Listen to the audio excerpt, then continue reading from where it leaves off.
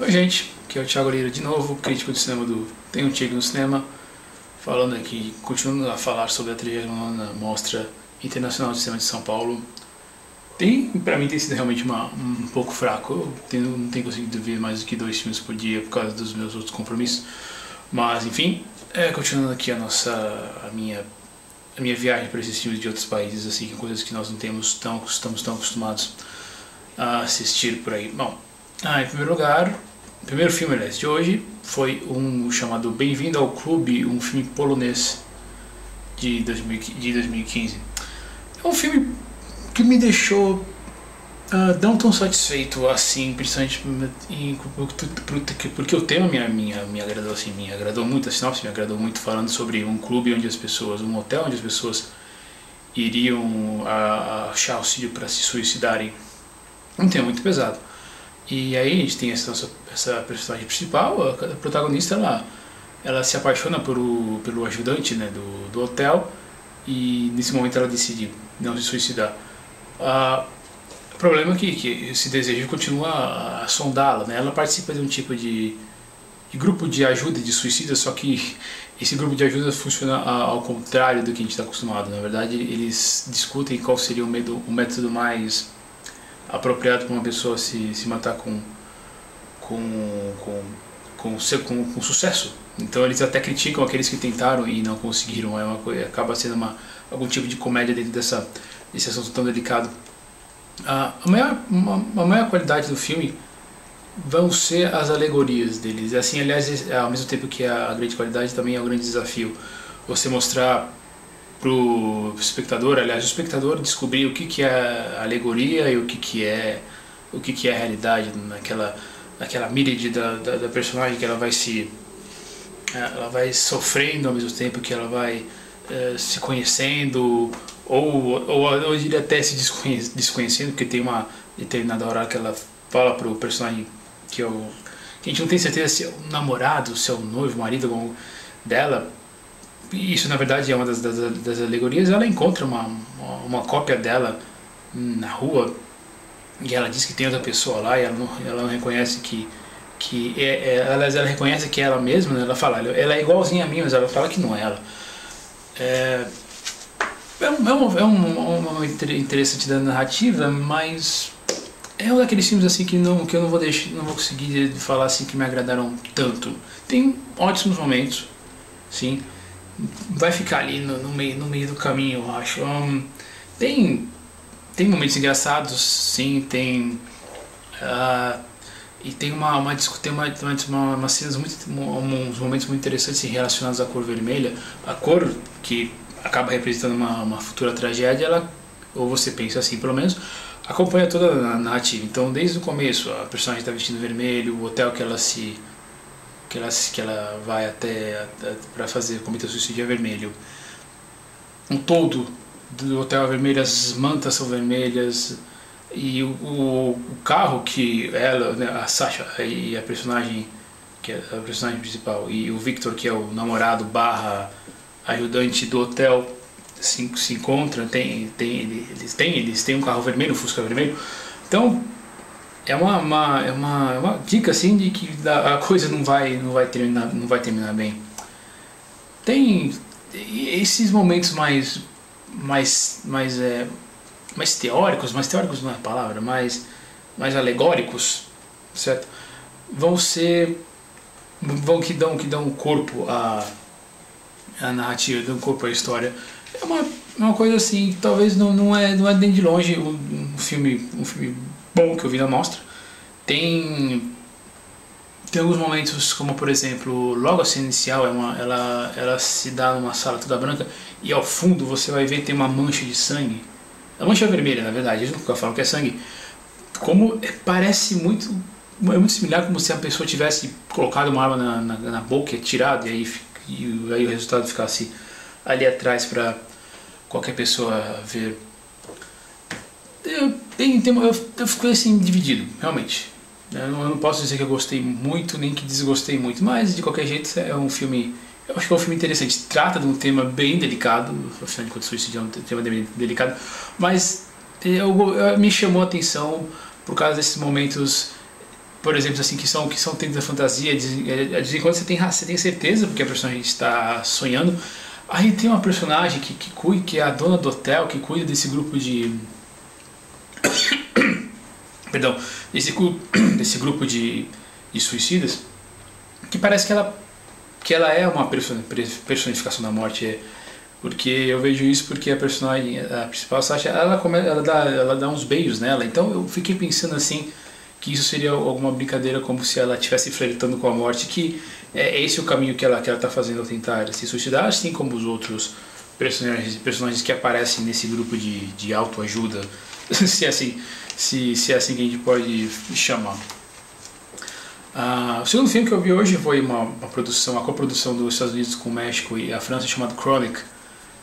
Eu acredito que tem boa chance de passar comercialmente no Brasil, principalmente por ter aí os dedos dos Estados Unidos na produção, e também por ter o elenco principal e por o protagonista, o David, ser o Tim Roth, né, já conhecido aí por filmes do Tarantino, apareceu também nos filmes da Marvel, no Incrível Hulk, né, a segunda versão do filme solo do personagem da Marvel. Esse é outro filme que trata de um tema muito delicado também. Chronic, o personagem principal ele é um enfermeiro que cuida de pessoas em estado terminal, né, pessoas com problemas crônicos de saúde. Então aí o David ele se dá a volta com esses personagens, com esses pacientes dele, e é uma coisa muito crua, muito direta. O diretor, que ele é o mesmo diretor do filme chamado Depois de Lúcifer, ele dá, são tragédias, pequenas tragédias na verdade, porque as pessoas estão nos deixando, e aí ali o David está lá para cuidar dessas pessoas nos últimos momentos. Então, mas o David em si, ele tem uma vida muito triste, que por motivos que nós vamos conhecendo ao longo da narrativa, mas é interessante que ele toma a vida das pessoas não como se estivesse participando, como se fosse partícipe mesmo da vida delas, não um pouco além de um cuidador. Então, por exemplo, a primeira personagem que ele cuida, ela morre, e aí ele vai para um bar e fala que foi a esposa dele que morreu. O segundo paciente que aparece é um arquiteto, ele começa a estudar arquitetura, começa a estudar ele se envolve mesmo com esses personagens. A gente descobre mais pra frente que é por causa de uma tragédia pessoal dele. Ele até foge assim, do passado dele, e ele foge tanto emocionalmente como fisicamente.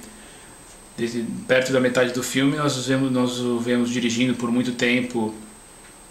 Nesse meio tempo a fotografia do filme muda. Nós percebemos que é bastante tempo que se passa, porque ele acaba enchendo o tanque do carro por uma vez, e nesse tempo dia muda para noite. Ele vai para um lugar nos Estados Unidos, não falo exatamente onde é, mas eu tenho a impressão que talvez seja muito provavelmente na Califórnia, porque afinal de contas tem determinada hora que aparece um quadro escrito em espanhol. Bom, mas enfim, a questão é que ele acaba voltando por um motivo que tem a ver com essa obsessão dele com os personagens, e vai lidar com o passado dele. E é uma história muito triste mesmo, o próprio passado dele. E nós descobrimos isso aos pedacinhos, né? São pequenas falas que ele vai ter de novo quando ele reencontra a filha. É uma história muito triste mesmo, muito tocante. Toca num tema também muito pesado, assim, muito delicado, que ele também tem a ver com a eutanásia. O diretor, ele usa planos longuíssimos para contar a história. Isso é uma coisa muito interessante, porque como aquelas pessoas que ele está cuidando precisam de uma certa atenção e precisam de cuidados especiais, são coisas assim que nós não estamos acostumados muito a ver, ou até fugimos. Então, por exemplo, a primeira personagem nós vemos ela sendo banhada, e nós vemos que ela está extremamente magra. Descobrimos depois que ela morreu por decorrência da AIDS. O segundo personagem, que é um arquiteto, nós acabamos vendo ele nu por causa das questões que a pessoa que tem esse estado precisa ser banhada. A terceira personagem, que é uma amiga de um amigo dele, não fica muito claro, mas me parece que ele é a irmã dele. a irmã desse amigo, ela tem um câncer no reto. Então, em determinada hora, ela fala que ela precisa de um banheiro. E nisso, a câmera fecha nos personagens, nos dois, né, tanto no David como nela, e mostra ela sendo limpa. E não só isso, né, mostra aquela coisa, ele tirando a roupa dela e mostrando os dejetos que saíram dela, né? Afinal de contas, ela teve um episódio ali na hora, e aí não teve o que fazer. Eles tiveram que dar um jeito de parar no lugar, né? E voltar para casa para que ele pudesse cuidar dela. Então é interessante porque tem essas questões, às vezes a gente... assim, eu nunca vivi isso, não posso dizer, mas com certeza você deve cuidar de alguém aí, conhecer alguém que já deve ter cuidado de alguém nesses últimos estados da vida dele, da pessoa. E nisso, o diretor focando ali, não tirando a câmera da nossa atenção, ele faz você acompanhar essa história. E ele não desvia o olhar, porque realmente é uma coisa muito interessante, muito triste mesmo para isso, mas ao mesmo tempo é necessário. Então, olha, ele vai falar assim, olha, estou mostrando aqui porque isso é verdade, isso acontece. E quando acontecer, talvez um dia com você não deva desviar o olhar, porque a pessoa ali, a pessoa nesse estado vai precisar de você. E desses planos longos é que essas coisas acontecem. A câmera é fixa, não tem corte por até pelo menos uns 4 minutos, 5, algumas cenas até duram um pouquinho mais do que isso. Mas eu sigo nessa média aí de entre 3 e 5 minutos. No máximo 4 minutos, para ser mais exato. A vida, e daí nós acompanhamos também a vida do David, né, que é uma bagunça. Ele se apropria dessas vidas aí porque ele meio que fugiu da vida original dele. E quando ele volta, ele tem que lidar com tudo isso. É uma história tocante, sim. Eu acho que deve ser, pelo menos por enquanto, é o segundo filme, o melhor filme que eu vi na mostra. Mas de novo, ele lida com a doença de um jeito, como eu falei ali na primeira crítica, no primeiro resuminho aí do Son of Saul. É um filme talvez necessário, mas que também eu não pretendo ver tão cedo por causa do tema. É isso aí, gente, por enquanto. Valeu por vocês terem assistido. Não esqueça de entrar no site, comentar o que vocês têm achado aí da mostra, daqui dos vídeos também. E a gente se vê no cinema.